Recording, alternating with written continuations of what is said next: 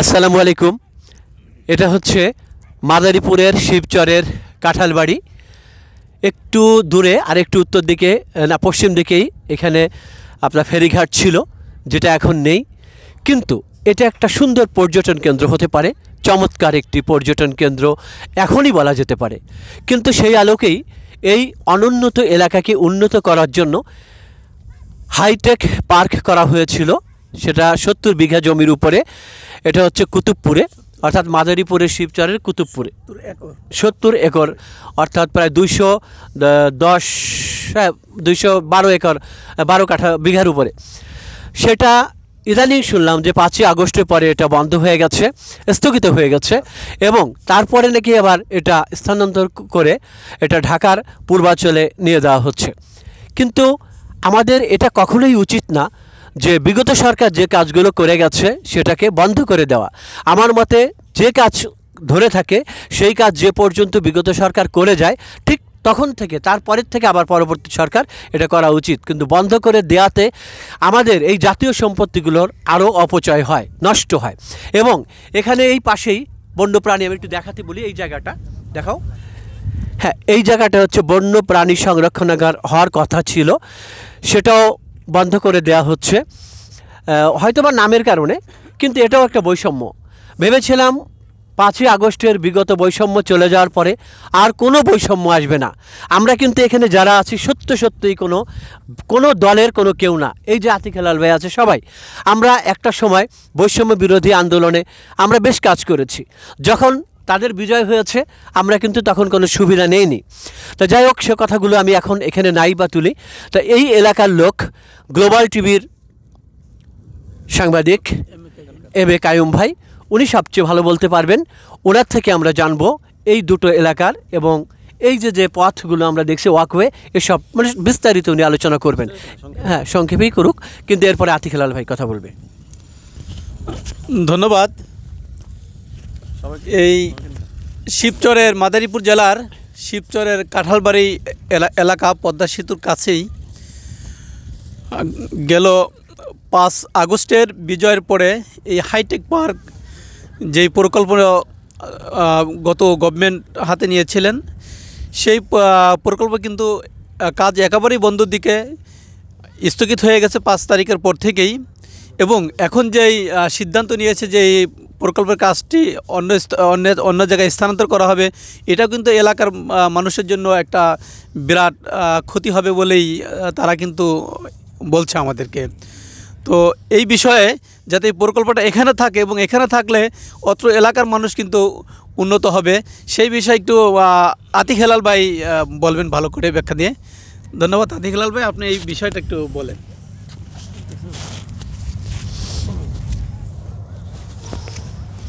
ধন্যবাদ কবি রবিউল মাশরাফি, সাংবাদিক এম এ কাইয়ুম, কবি শাহজাহান মোহাম্মদ, রুমা খানম এবং কায়েস, এবং আরও অনেকেই আছেন আমাদের সাথে পেছনে এবং সামনে। সাইফুল আছেন আমাদের ক্যামেরায়, আমাদের এম এ জলিল ভাই আমার খুব বন্ধু, কবি, তার ছোট ভাই, ভালো দেখা যাবে না। আসলে বিষয়টা আবেগের ব্যাপার, তো এই জন্য এলাকার মানুষ এভাবে বলছেন, এটাই স্বাভাবিক।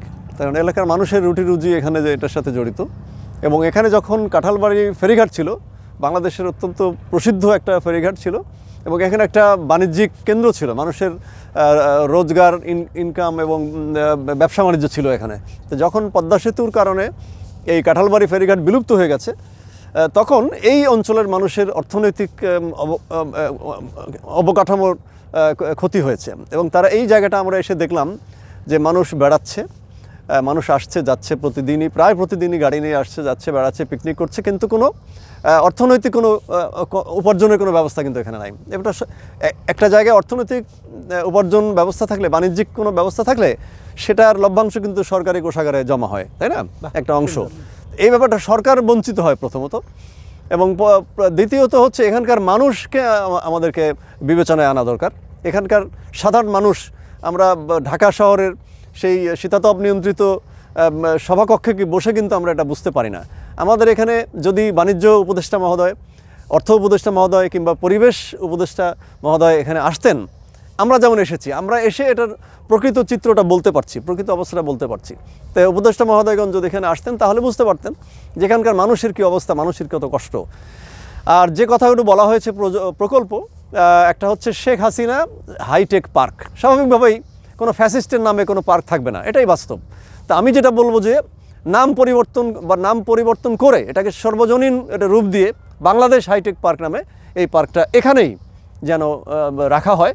তার অনেক কিছুটা অংশ কাজ অবকাঠামো এখানে নির্মিত হয়েছে, অবকাঠামোগত উন্নয়ন এখানে হয়েছে এবং সেখানে অনেক টাকা খরচ হয়ে গেছে অলরেডি। এবং ওই প্রকল্পে, হাইটেক প্রকল্পে যে যাদের জমি অধিগ্রহণ করা হয়েছে তারা তাদের জমির মূল্যটা এখনও পায়নি। এটা অনতিবিলম্বে তাদের টাকা পরিশোধের ব্যবস্থা আশা করি এই সরকার, প্রফেসর ইউনূসের সরকার করবেন এবং ওনাকে অন্ধকারে যেন রাখা না হয় সেই দিকে আমি দৃষ্টি দেব। যে আমাদের এটা তো কোনো কাজে লাগবে না, তবে লাগে অনেক সময়। একটা বক্তব্য ভিডিও কিন্তু কোনো মাধ্যমে চলে যায়, শেয়ার করলে পরে চলে যায় এবং এটা কাজ হয়, আমি দেখেছি কাজ হতে। আমাদের কাজ আমরা এভাবেই করে যাব। হ্যাঁ, আরেকটা যেটা বলা হয়েছে এখানে বন্যপ্রাণী সংরক্ষণের যে প্রকল্পটা, এখানকার যাদের জমি অধিগ্রহণ করা হয়েছে তারা তাদের জমির মূল্য পেয়ে গেছেন, পরিশোধ করা হয়েছে, আমি যেটা জানতে পেরেছি।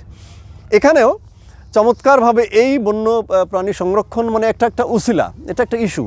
এই উপলক্ষে যদি এখানে একটা বাণিজ্যিক কার্যক্রম শুরু হয়, তাই না, এই উপলক্ষে যদি এখানে একটা বাণিজ্যিক কার্যক্রম শুরু হয় তাহলে আপনার এই এলাকার মানুষ অর্থনৈতিকভাবে স্বাবলম্বী হবে, এই এলাকাটা অর্থনৈতিকভাবে সমৃদ্ধ হবে, উন্নত হবে এবং একটা বিরাট একটা বাণিজ্যিক এই প্রফিটের বিরাট একটা অংশ রাজস্ব আকারে বাংলাদেশ সরকারের কোষাগারে জমা হবে, বাংলাদেশ সরকার লাভবান হবে।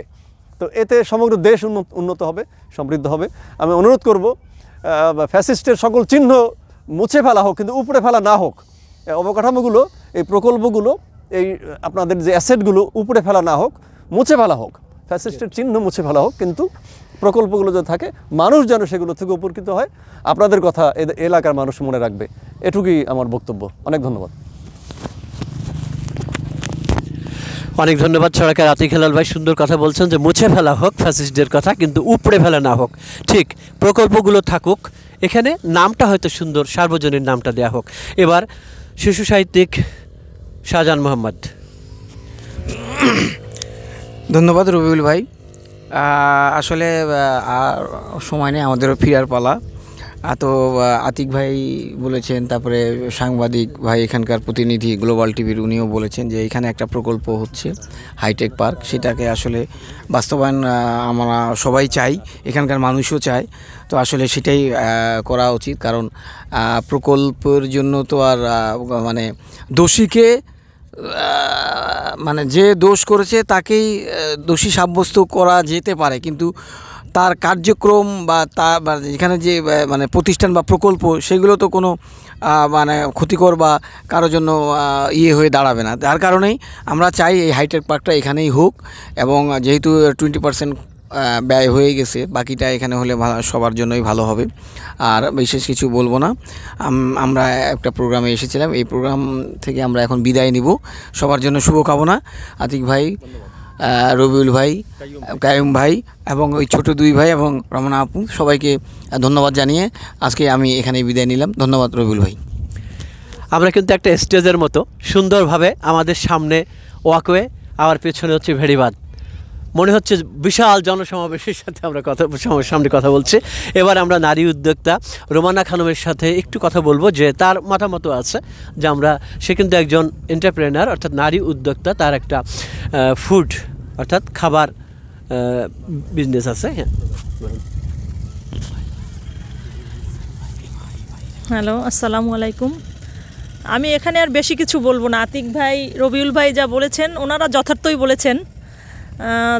সো ওনাদের কথা মাথায় রেখে আমি মনে করি বর্তমান সরকার কিছু একটা করবে, আমি আশা রাখি। ধন্যবাদ সবাই। অনেক সুন্দর। ইমরুল কায়েস আছে আমাদের কাছে, আসো। তোমার কিচ্ছু বলা লাগবে না, তুমি শুধু বলো তুমি কোন এলাকার লোক। আমি আসলে এই এলাকারই লোক। আমরা যা বলেছি তা কি ঠিক? জি। অনেক ধন্যবাদ। আমরা তাহলে বিদায় নিচ্ছি এখন কাঁঠালবাড়ি থেকে। আসসালামু আলাইকুম।